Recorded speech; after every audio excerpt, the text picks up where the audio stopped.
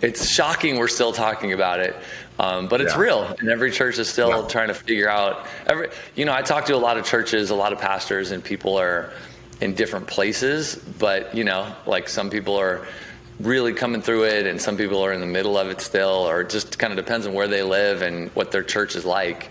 But what's it? Yeah, give us 18 months in a couple of minutes. What's it been like for you guys? So like for everybody, it was just a crazy time, and especially at the very beginning.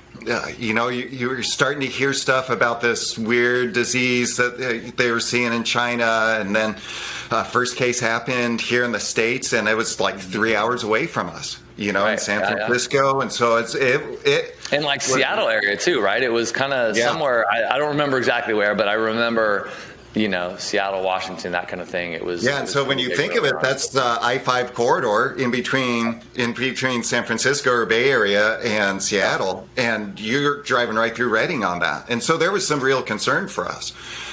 And as we looked at COVID and at the response, and then seeing different guidelines come out from state of California, the California government, we had to be really flexible and adapt what we were doing.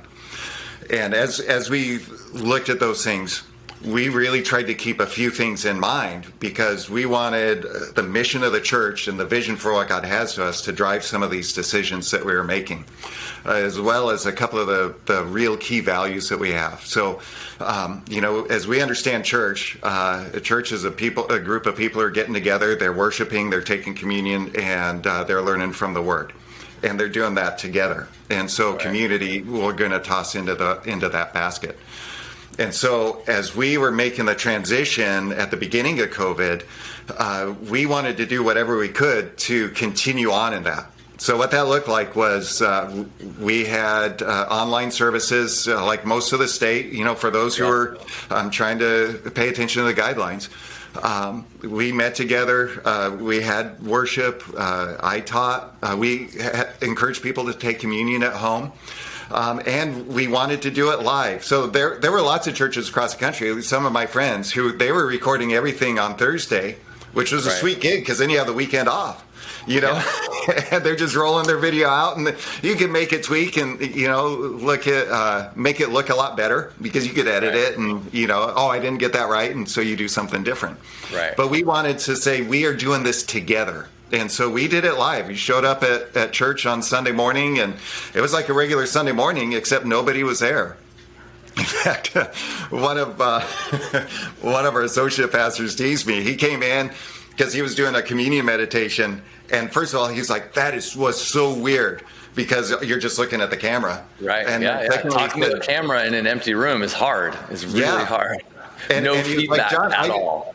He's like, John, I didn't think you would drive everybody away this fast, because it's just a weird experience. And so we tried to live out what we thought was important. And then as things changed, both in the community in terms of COVID and the cases and what we were seeing, and then state of California guidelines, we tried to be as flexible as we could, and sometimes that meant we were making decisions, on Wednesday for what was coming up that Sunday, and thankfully our staff was really flexible, and we had a lot of the infrastructure already put into place in terms of live stream. We already live streamed our services each week, and so pre-COVID, you had already invested as a church in the AV gear and figuring out how to stream and setting it up in the sanctuary and all that kind of stuff. Yeah. So, and in fact, even in the year previous to COVID, we were already working to improve that. So the church has live streamed for a long time, but it wasn't the best presentation. It was kind of like, we need to do this, and there are people who can't come, so we're just going to, we'll set a camera up and they can watch. Right. Then they added another camera.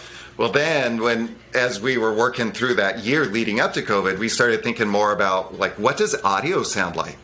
Because if you watch most live streams, the praise band sounds really bad. Yeah. Where if you're in person, they actually sound pretty good. But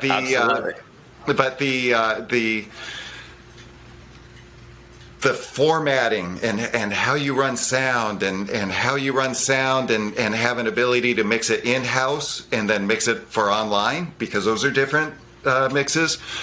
We had done a lot of that work, and then we were able to just like almost seamlessly slide into live stream only, and then we continued that work to make it better and better.